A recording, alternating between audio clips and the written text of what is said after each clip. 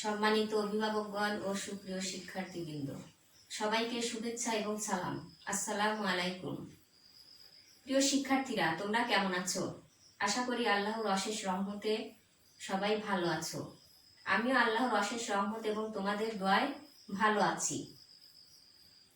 আমি মুসাম্মদ নাইয়ার সুলতানা, সহকারী শিক্ষিকা, বেরা মহিলা ফাজিল মাদ্রাসার অনলাইন ক্লাসে সবাইকে স্বাগতম। সপ্তম শ্রেণীর শিক্ষার্থীরা, আজ আমি তোমাদের নিম্ন শ্রেণীর জীব সম্পর্কে কিছুটা ধারণা দিব। শিক্ষার্থীরা, তোমরা জানো করোনা ভাইরাসের কারণে আজ দেশের সকল শিক্ষা ব্যবস্থা স্থবির হয়ে পড়েছে। সবচেয়ে বেশি ক্ষতিগ্রস্ত হচ্ছে আমাদের কোমলমতি শিক্ষার্থীরা। এই ভাইরাস এমন একটি জীবাণু যাকে আমরা খালি চোখে দেখতে পারি না, কিন্তু এর প্রভাব পড়ছে সবকিছুর উপর। শিক্ষার্থীরা, তোমরা কি অনুমান করতে পারছো আজকে আমাদের পাঠের শিরোনাম কি? আজকে আমাদের পাঠের শিরোনাম হচ্ছে অণু, জীব, জগৎ। আমি বোর্ডে লিখে দিচ্ছি, পাঠের শিরোনাম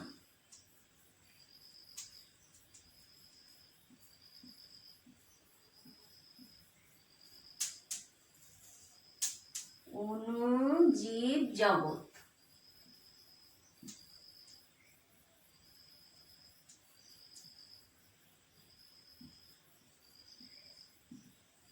অণু, জীব, জগৎ। শিক্ষার্থীরা, অণু, জীব কি? অণু হচ্ছে খুবই ক্ষুদ্র একটি জীবাণু। সেই ছোটবেলা থেকে আমরা শুনে এসেছি, যাদের জীবন আছে তাদেরকে জীব বলা হয়, আর যাদের জীবন নেই তাদেরকে জড় বলা হয়। এই জীবদের মধ্যে এমন কতগুলো জীব আছে যা আমাদের চারিপাশে ছড়িয়ে ছিটিয়ে আছে, কিন্তু এদেরকে আমরা খালি চোখে দেখতে পারি না। এদের দেখতে হলে শক্তিশালী ইলেকট্রন অণুবীক্ষণ যন্ত্রের প্রয়োজন হয়। এমনকি এদের নির্দিষ্ট কেন্দ্রিকা বিশিষ্ট সুগঠিত কোষও নেই। এদেরকেই অণুজীব বলা হয়। যেমন ভাইরাস, ব্যাকটেরিয়া, শৈবাল, ছত্রাক ইত্যাদি। এই অণুজীবদের মধ্যে এমন কতগুলো অণুজীব আছে যাদেরকে আমরা খালি চোখে দেখতে পারি, যেমন শৈবাল, ছত্রাক, প্রোটোজোয়া। শিক্ষার্থীরা, এই তোমরা জানো যে কোষের মধ্যে কোষ প্রাচীর, সাইটোপ্লাজম, প্রোটোপ্লাজম এবং নিউক্লিয়াস, বিভিন্ন ধরনের অঙ্গাণু থাকে। কোষ হচ্ছে জীবদেহের গঠন ও কাজের একক, এবং বেশিরভাগ কাজই নিউক্লিয়াস দ্বারা সংগঠিত হয়ে থাকে। পরবর্তী ক্লাসে আমরা কোষ এবং নিউক্লিয়াস সম্পর্কে বিস্তারিত জানতে পারব। শিক্ষার্থীরা, এই অণুজীবদেরকে আবার আদিজীবও বলা হয়ে থাকে, কারণ সেই সৃষ্টির সংলগ্ন থেকেই অণুজীব থেকেই জীবনের সূত্রপাত হয়েছে। শিক্ষার্থীরা, এই বর্তমান অণুজীব বিজ্ঞানীগণ এই অণুজীবদেরকে তিনটি রাজ্যে ভাগ করেছেন। দেখো, রাজ্য তিনটি আমি বোর্ডে লিখে দিচ্ছি। অণু, জীব, জগৎ।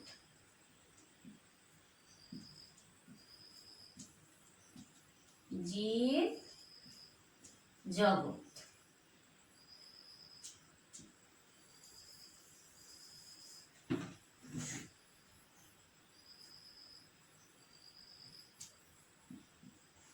রাজ্য এক।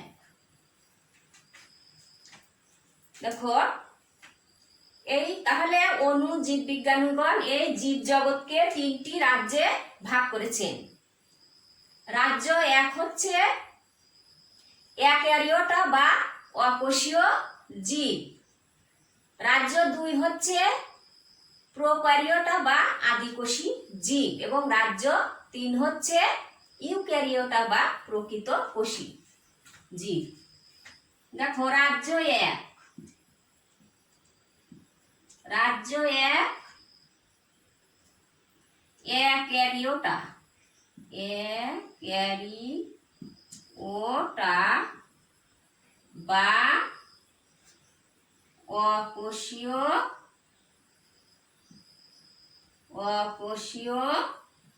জীব।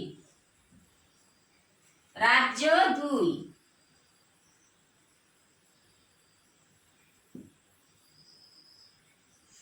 রাজ্য দুই, প্রোক্যারিওটা, প্রোক্যারিওটা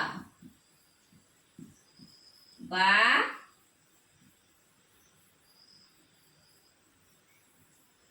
আদি জীব। রাজ্য তিন, রাজ্য তিন, ইউক্যারিওটা, ইউক্যারিওটা বা প্রকৃত কোষী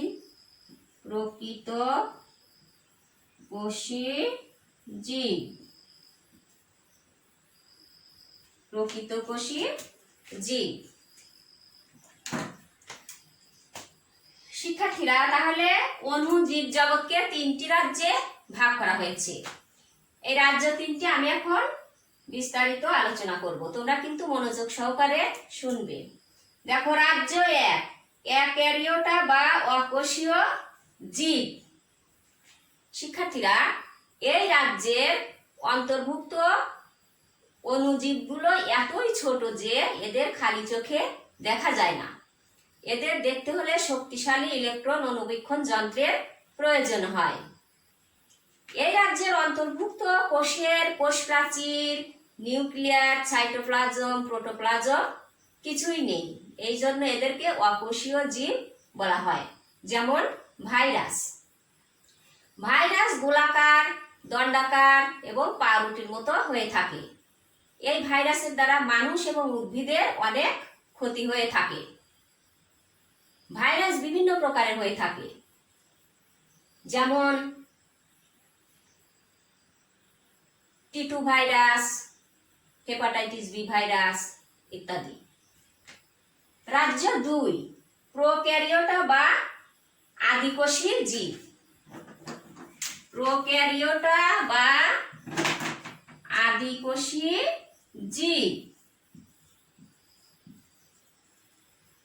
শিক্ষার্থীরা খেয়াল করো, এই রাজ্যের অন্তর্ভুক্ত জীবাণুগুলোর কোষে নির্দিষ্ট কেন্দ্রিকা থাকে না। এই রাজ্যের অন্তর্ভুক্ত অণুজীবদের কোষে নির্দিষ্ট কেন্দ্রিকা থাকে না এবং এদেরকে দেখো খালি চোখে দেখা যায় না। এদেরকে আদিকোষী জীব বলা হয়। যেমন ব্যাকটেরিয়া, ব্যাকটেরিয়া গোলাকার, দণ্ডাকার, কমাকৃতি হয়ে থাকে। এই ব্যাকটেরিয়ার দ্বারা বিভিন্ন রোগ হয়ে থাকে। এরপর দেখো রাজ্য তিন, ইউক্যারিওটা বা প্রকৃতকোষী জীব। ইউক্যারিওটা বা প্রকৃতকোষী জীব। এই রাজ্যের অন্তর্ভুক্ত অণুজীবদের কোষে সুগঠিত নিউক্লিয়াস থাকে। শিক্ষার্থীরা, তোমরা জানো যে কোষে বিভিন্ন ধরনের অঙ্গাণু থাকে। কোষে কোষ প্রাচীর, সাইটোপ্লাজম, প্রোটোপ্লাজম এবং নিউক্লিয়াস নামক বিভিন্ন অঙ্গাণু থাকে। এই অঙ্গাণুগুলোর মধ্যে যদি একটি অঙ্গাণু অনুপস্থিত থাকে তাহলে সে কোষ সুগঠিত কোষ হয় না। কিন্তু এই রাজ্যের অন্তর্ভুক্ত অণুজীবদের কোষে সুগঠিত নিউক্লিয়াস থাকে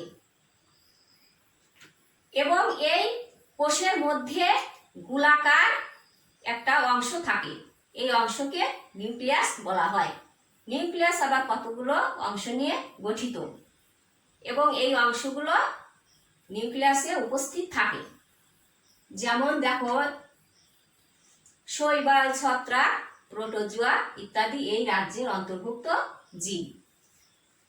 তাহলে শিক্ষার্থীরা, এই অণু জীব জগৎকে যে তিনটি রাজ্যে ভাগ করা হয়েছে, এই রাজ্য তিনটির বর্ণনা থেকে আমরা কিন্তু এদের মধ্যে পার্থক্য করতে পারি।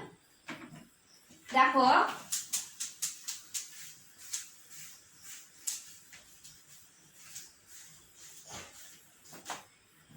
এখান থেকে আমরা আদিকোষী এবং প্রকৃতকোষী উদ্ভিদের জীবাণুর মধ্যে পার্থক্য করতে পারি। যেমন দেখো, প্রোক্যারিওটা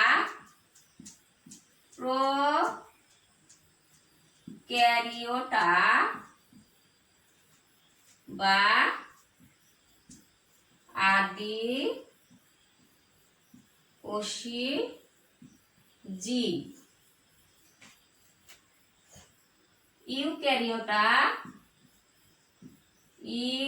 ইউক্যারিওটা বা প্রকৃতকোষী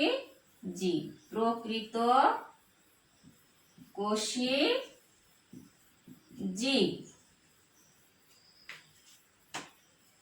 তাহলে দেখো, প্রোক্যারিওটা বা আদিকোষী জীব এবং ইউক্যারিওটা বা প্রকৃতকোষী জীবের মধ্যে পার্থক্য আমরা কি লিখতে পারি? এদের কোষে সুগঠিত নিউক্লিয়াস, সুগঠিত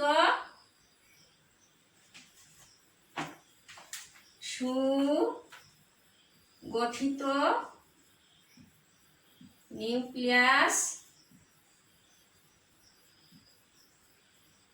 থাকে না। প্রকৃতকোষী জীবে এদের কোষে সুগঠিত নিউক্লিয়াস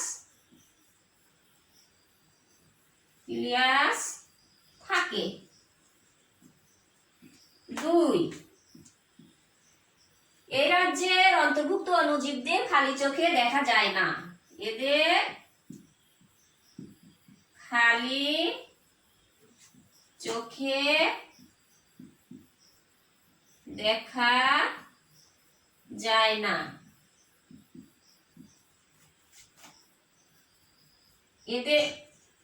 এদের খালি চোখে দেখা যায়। খালি চোখে দেখা যায়। 3, উদাহরণস্বরূপ ব্যাকটেরিয়া।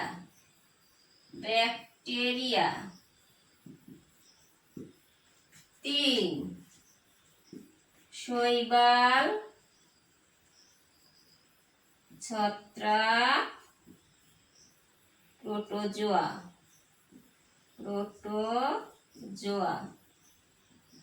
ইত্যাদি।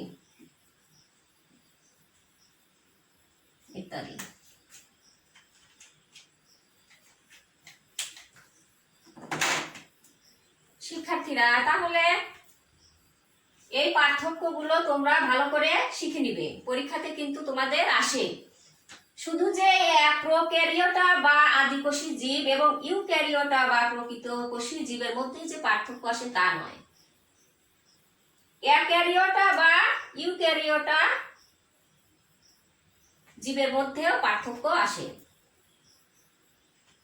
তাহলে শিক্ষার্থীরা, আজকে আমি এই নিম্ন শ্রেণীর জীব সম্পর্কে যে আলোচনা করলাম, আশা করি তোমরা কিছুটা হলেও বুঝতে পেরেছ। পরবর্তী ক্লাসে আমরা এই অধ্যায়েরই অন্য একটা টপিকস নিয়ে আলোচনা করব। ততদিন পর্যন্ত তোমরা ভালো থেকো, সুস্থ থেকো এবং বাড়িতে বসে নিয়মিত পাঠ অনুশীলন করে যাবে। সবাই আমার জন্য দোয়া করবে। আসসালামু আলাইকুম।